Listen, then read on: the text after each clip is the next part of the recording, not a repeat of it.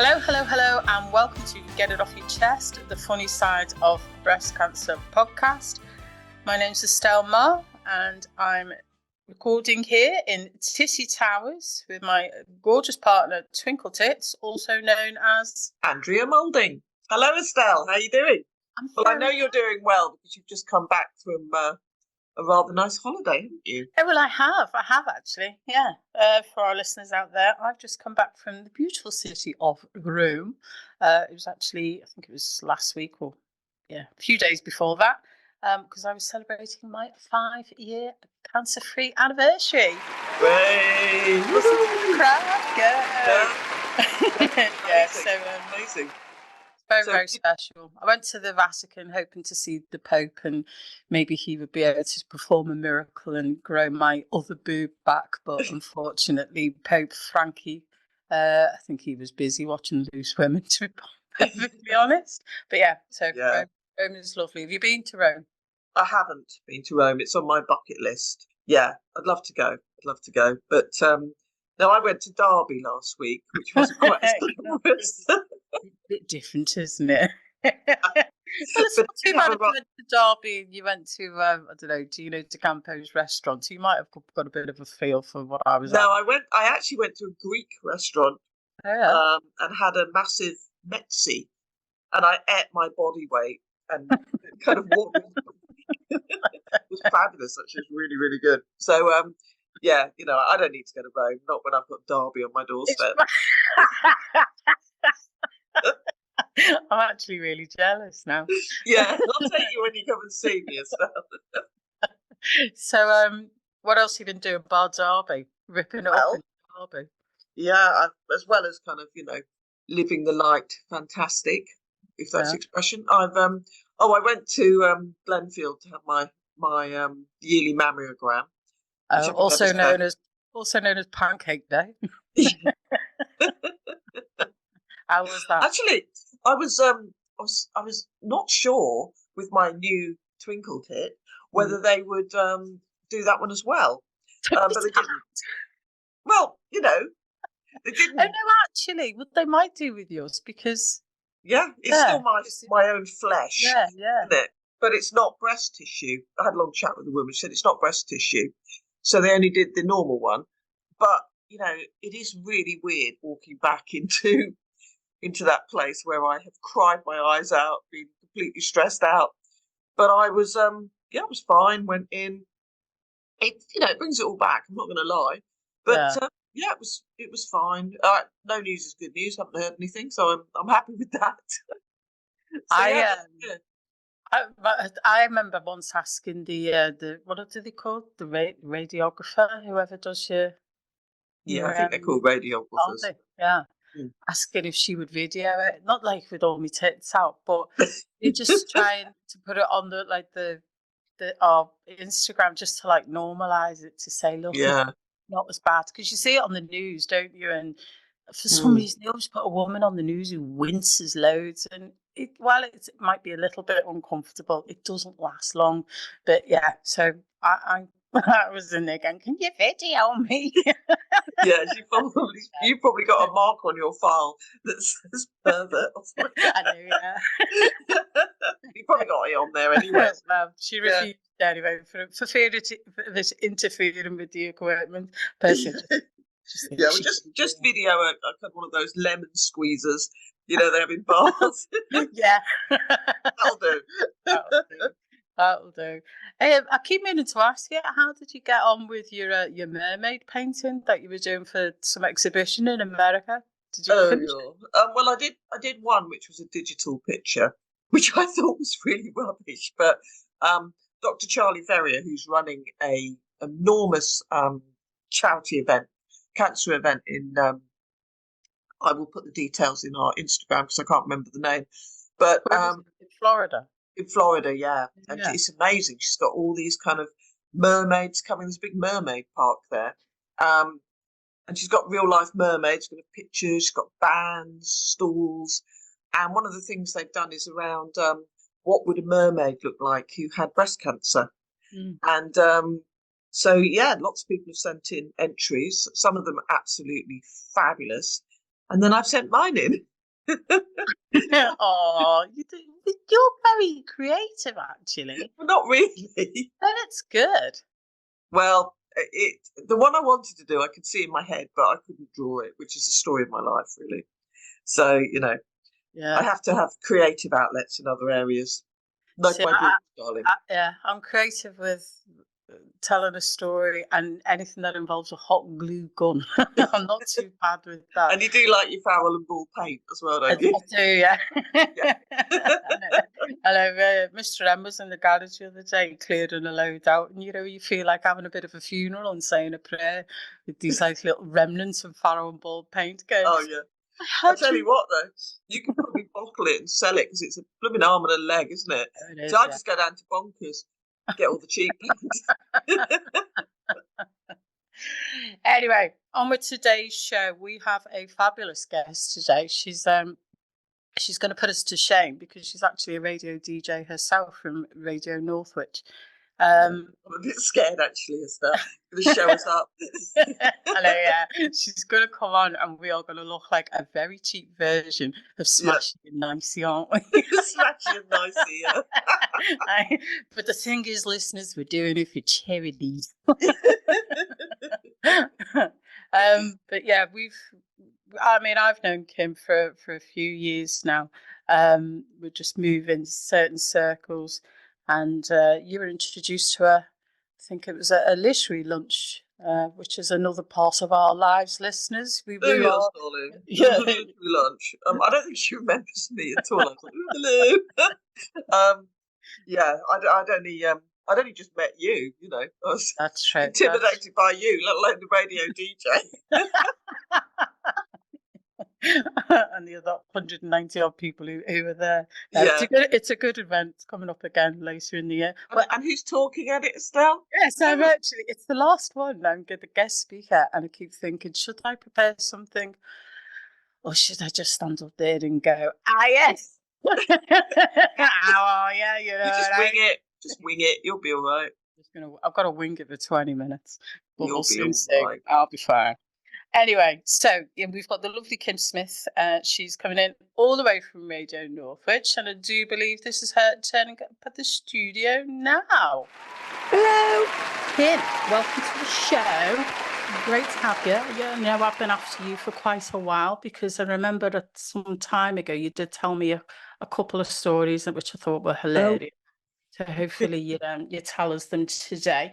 But before we start, just for the listeners, could you just tell us about when you had your cancer and what kind of cancer you had?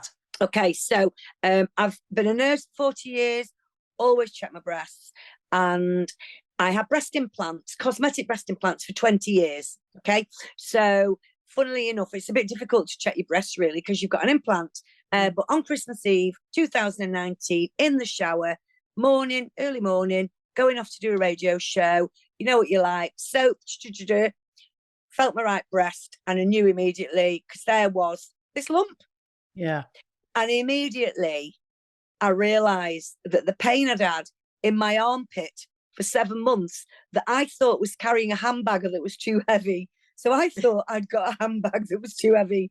Yeah. So I ended up taking everything out of my handbag. I ended up carrying a handbag like that with like my lipstick in it and my mobile phone because the pain in my armpit was dire. And the minute I felt the lump, I thought, oh, you silly fool, you got breast cancer. So I went off to do my radio show. My husband, Christmas Eve, already gone out to do food shopping. And I said to my business partner, I've got breast cancer. And he said, you didn't have breast cancer yesterday? And I said, I've got it today. So that was Christmas Eve. And got diagnosed on the 14th of January, grade 2, with 2 tumours and lymph node. It was obvious my lymph nodes were involved. So that was that. Did you have a mastectomy? No. Or a lumpectomy? No, it was funny, really. So when you go in the room, and it's hilarious, really, it's so cliched, isn't it? You go in the room, you've had all this test done, you go back the following week, and a surgeon tried to sit opposite me on a couch. And as he opened me notes like a book, 40 odd years of hospital notes were falling out all over the floor. And you just think, oh, there must be a better way.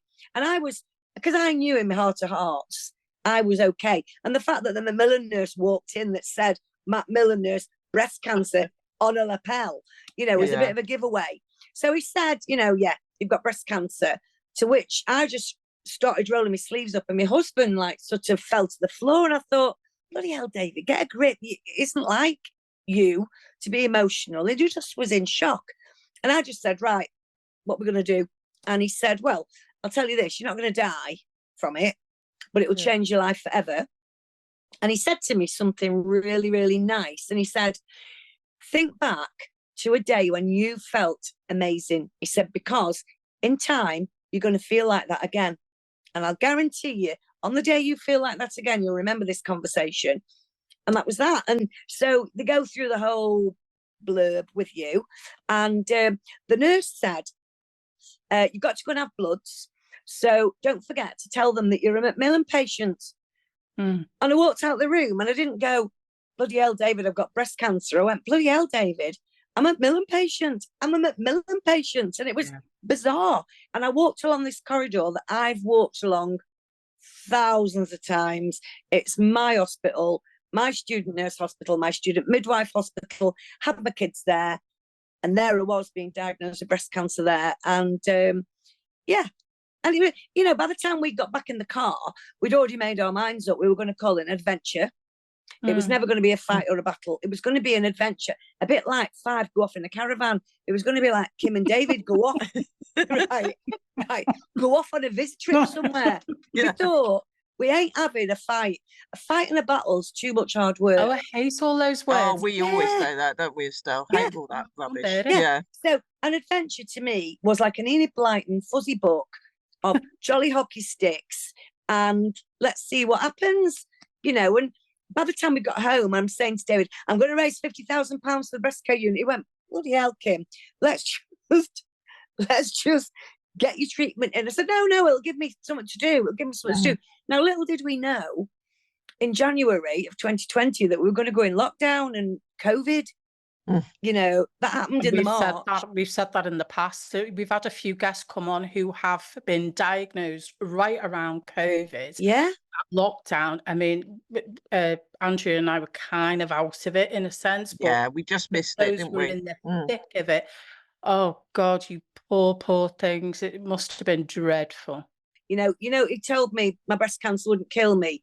My paranoia was that COVID was going to. And I was petrified. My husband's a builder. He was going out to work. He got allocated work at the County Chester Hospital. So he was coming in. I was really, really anxious about that. But I had a few chances where David came with me. So he met the oncologist. He came with me for the first 2 chemos. And then you were on your own. But you know what? When you lot were not seeing anybody, I was getting dressed up to the nines and going to Christie's over Easter in lockdown. I went Good Friday and Easter Saturday. I had a ball. I was in the garden bleaching my tins of beans. We were really loving it. It was amazing. Yeah. You know what I mean? People were like, oh, I was just posting pictures on Facebook. Look at me going out. And I loved it. The things I found difficult was the COVID queue. So I called it a COVID queue. You would stand round the block outside Christie's, 2 foot away from the person behind you, in front of you. Yeah. And there was a guy behind me on one occasion. He was crying. And I'm a nurse. And I turned round and I faced him and I said, are you okay? He said, I'm petrified. He said, I've had to leave my wife and my kids in the car. Now, I knew looking at him that he had cancer, 40 years of being a nurse. And I said, oh, my God. I said, I feel so sad for you. I said, I haven't got COVID, have you? And he said, no. I said, right, I'm going to give you a hug. And I broke the 2 foot thing. And I thought, I'm going to get struck off. What the heck? What the hell? Yeah. Absolutely. I gave him a hug and I said to him, I could feel bones, and I thought, oh, bless him.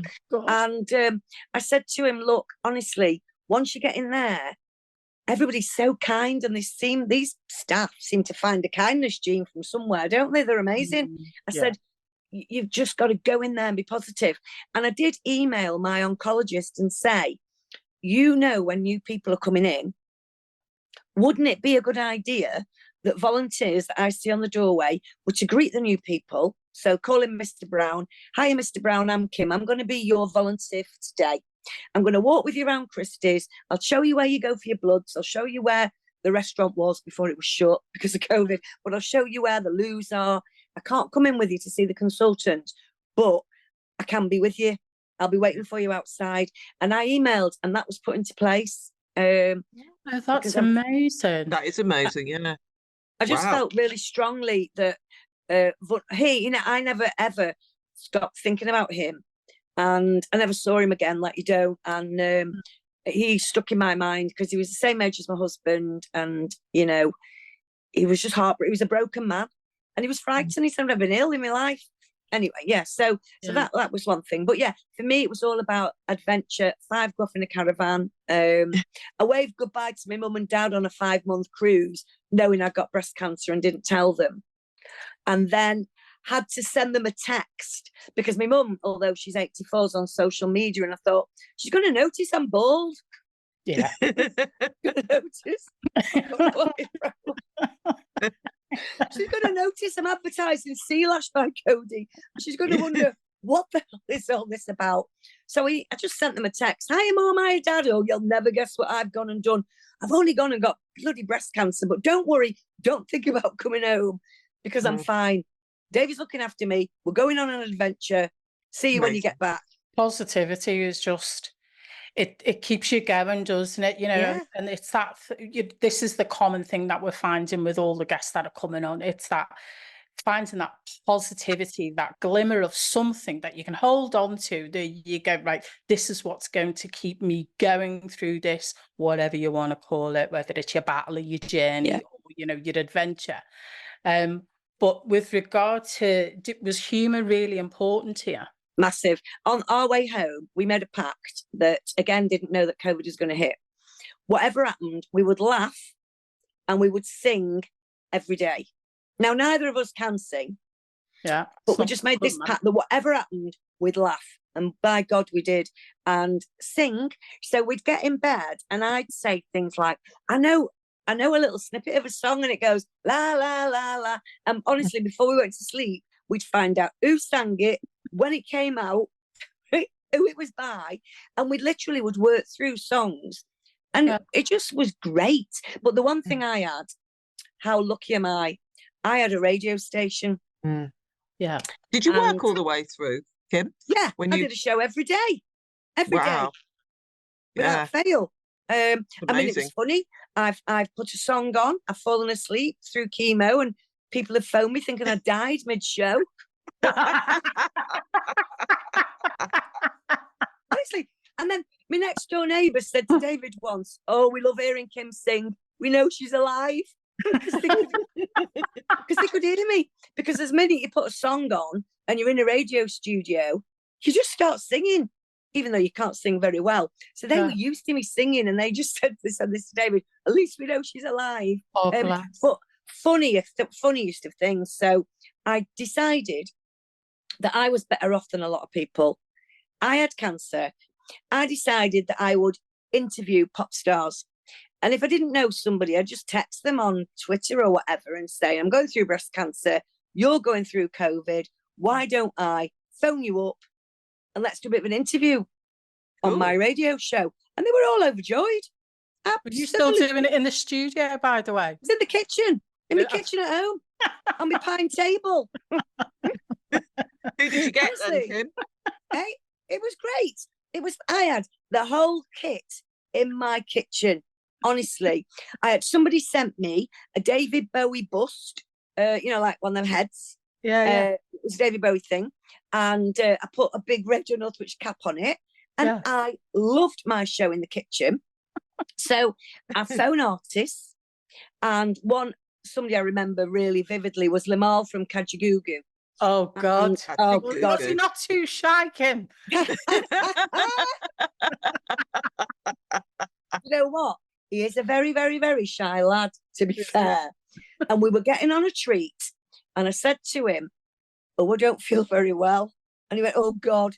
So I said, "I'm going to have to put a tune on. I feel a bit sick because I only had chemo yesterday or the day before." So I put a song on. And he's still on the phone, and he can hear me being sick in the washing up zone.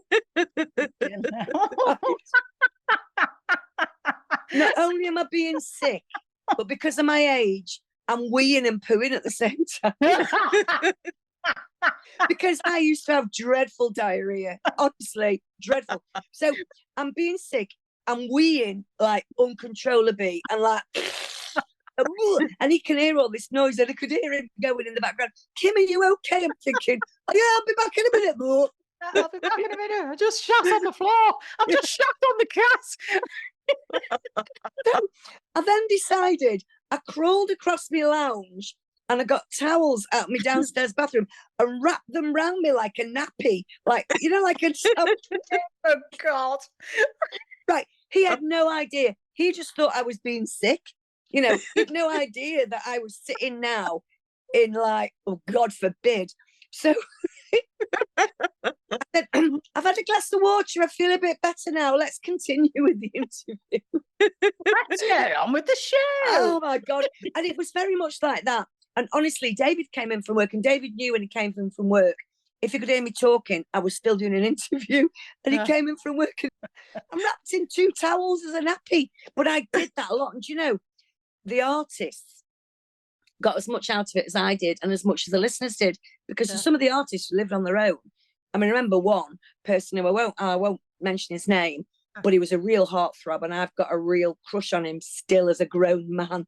He was beautiful. Oh, God. He was so beautiful. And he still is a handsome chap. And he lived on his own. And he said I was the only person he'd spoken to for more than an hour in 4 months. Oh, How heartbreaking. Heartbreaking, isn't it? A pop star. Somebody that you would watch on a video tomorrow. And honestly, he'd come out of a relationship. He was now living on his own. He hadn't got a pet. And I said to him, are you getting dressed every day? And he went, I said, oh, are you wearing your pajamas? He went, are you hitting on me? I went, no. All I'm saying is, if you get dressed, you might feel better. I said, I get dressed every day in my loungewear, and I put makeup on. I said, did you hear of loungewear before COVID? Because I did. No, what is it? Pajamas. Yeah, like this. It's loungewear. It's so crap. It was pajamas. It was. And now it's like it's not, it's loungewear because it matches. Mine never matched because I had diarrhea that badly. I couldn't keep up with the washing of the bottom. So no.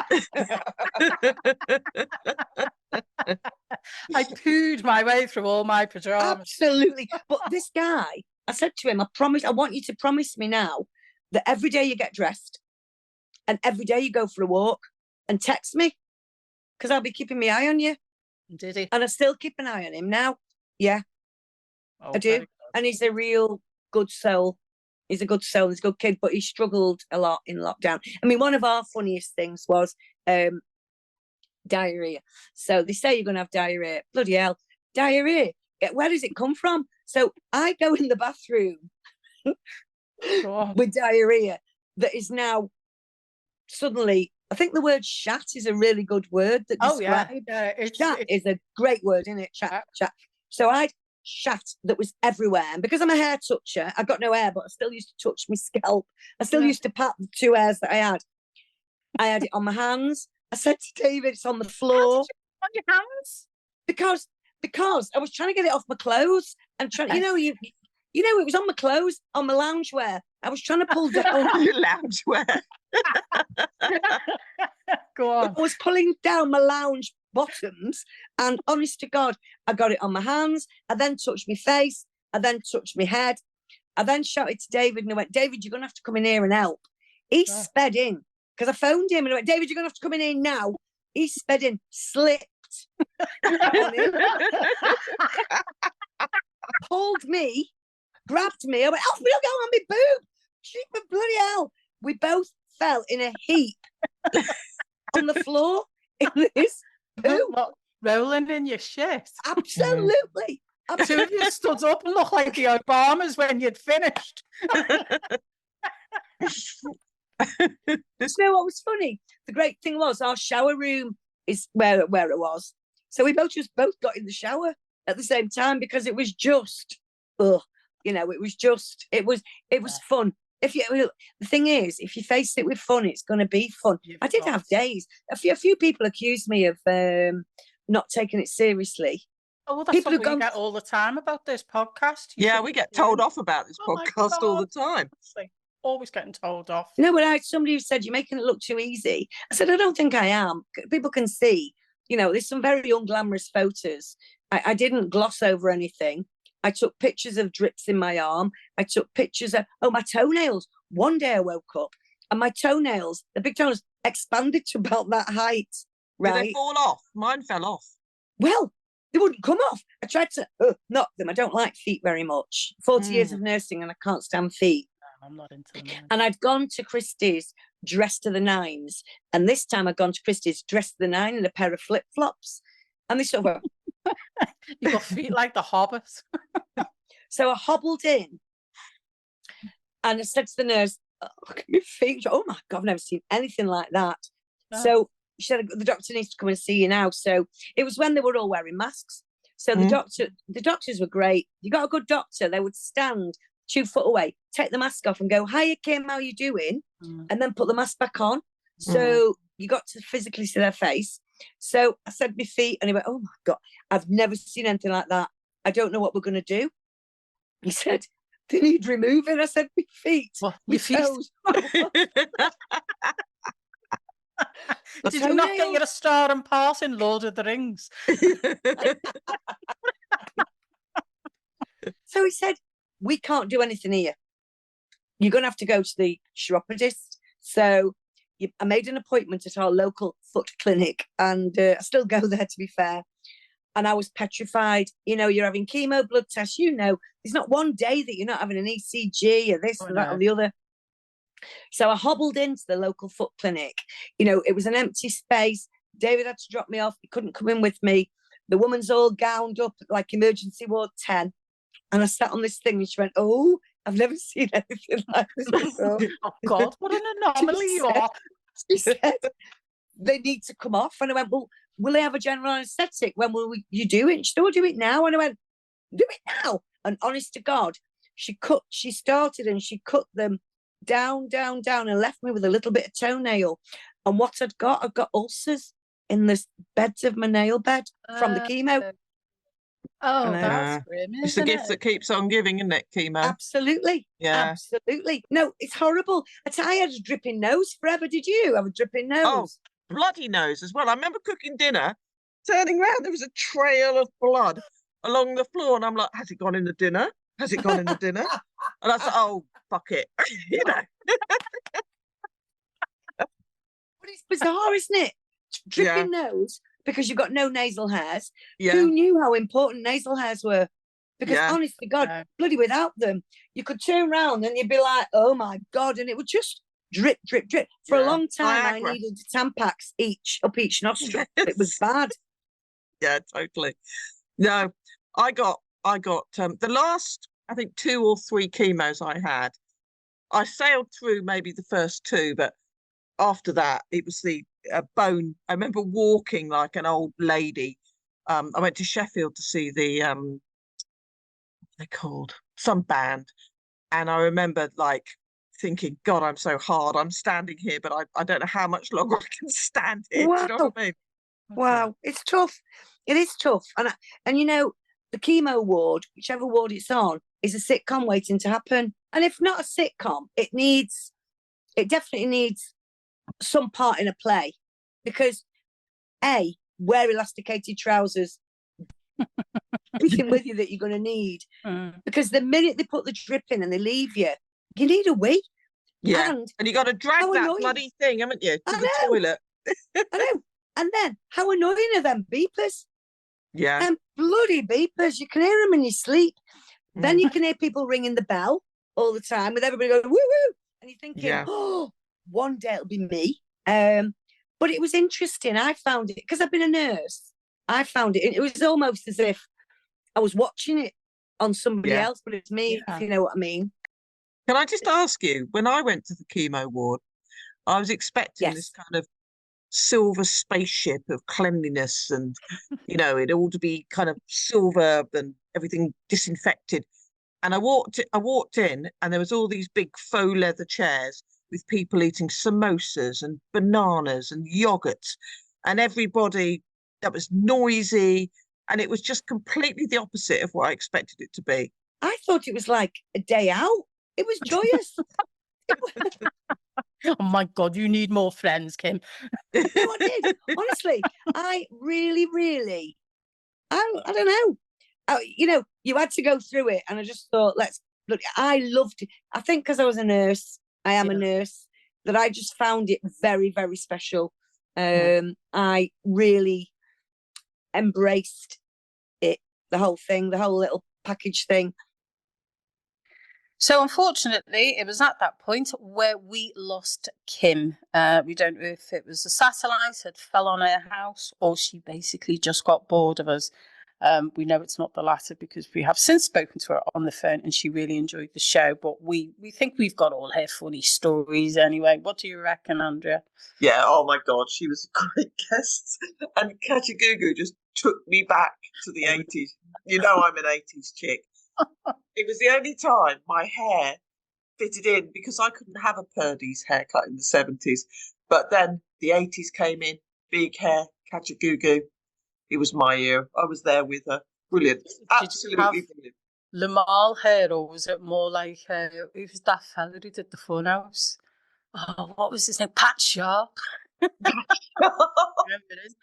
didn't have a mullet. I didn't have a mullet. I was much cooler than that. I had I did. Thick that went all the way around my head. It was my era. And I had a really massive jumper my mum knitted me with backed wings. It was purple. Honestly, I looked like one of those bottles of shampoo, Studio Line, you know. Oh, yeah. Studio Line from L'Oreal. Studio Line. Oh God, I used to go through bottles and bottles of that. Oh God, Studio Line, I used to love it. Yeah, no, I did have a mullet, I've got to admit. Yeah, I did. You had a mullet? Yeah, I had a mullet. I'd straightened it all at the back. It was super straight, all bobbed under, and then it was all spiky on top, and I had all these like copper highlights going through it. I thought I looked absolutely fabulous, to be perfectly honest with you. Well, I think the reason I have asthma is because of all the hairspray I used in the 80s. Do you know what? I never thought of that. I'm on inhalers as well. Yeah, Studio Line killed my chest. Yeah. Toxic Studio Line. That's it. Years ago when they used to say about asbestos. Yeah. Now it's that. You heard it here first. Get your compensation claim in now. Yeah. Yeah. Your hair might have looked fabulous, but if you can't breathe while flicking your fringe, then yeah, put a claim in. But I am talking of asthma. I've been swimming, believe it or not. Oh, yeah. I go only because I like to be so self-righteous about it all. I get up and I get to the pool for 7:00. Oh, cock-a-doodle-doo. Yeah, well, I swim. Well, I say I swim. I kind of like I get to the end and then I hang on to the side. Then I chat to all the old boys that go swimming every morning. Oh, you're just going for the piff, aren't you? Oh, well, not really. Well, Paddy, just cover your ears a minute. You're all right. Yeah. But I'll tell you who I did see at the pool the other day is Hamilton Brown III. Oh, wow. Oh, did you? Did he see you? Yeah. Did you go? He was in the slow lane with me, but yeah, in a pair of God, what does he wear? Nice Speedos. Oh, he doesn't, does he? Was he packed? I didn't look. Oh, do you know what? I've just got visions of it being like a crinkled cut chip, you know. Oh, 7 o'clock in the morning, Estelle. I can't go. There's a lot to do to get in the pool.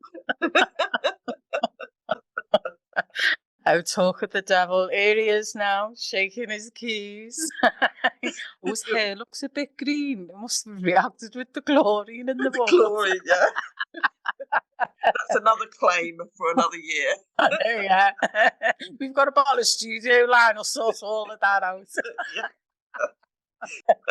Okay. Anyway, yeah, it's been a fab show. We've absolutely loved it. Thanks to Kim. And how can people contact us, Twinkle Tits? Well, they can email us at stories@tittytowers.com. You can DM us through Facebook or Instagram. I'm also on LinkedIn. Want to look me up? So is Estelle. you know, we're everywhere, aren't we? We're And everywhere, obviously, yeah. we've got a website as well. So, you know, get in touch, tell us your funny stories, and spread the word. Fabulous. And until next time, stay healthy, everybody. Bye. Bye.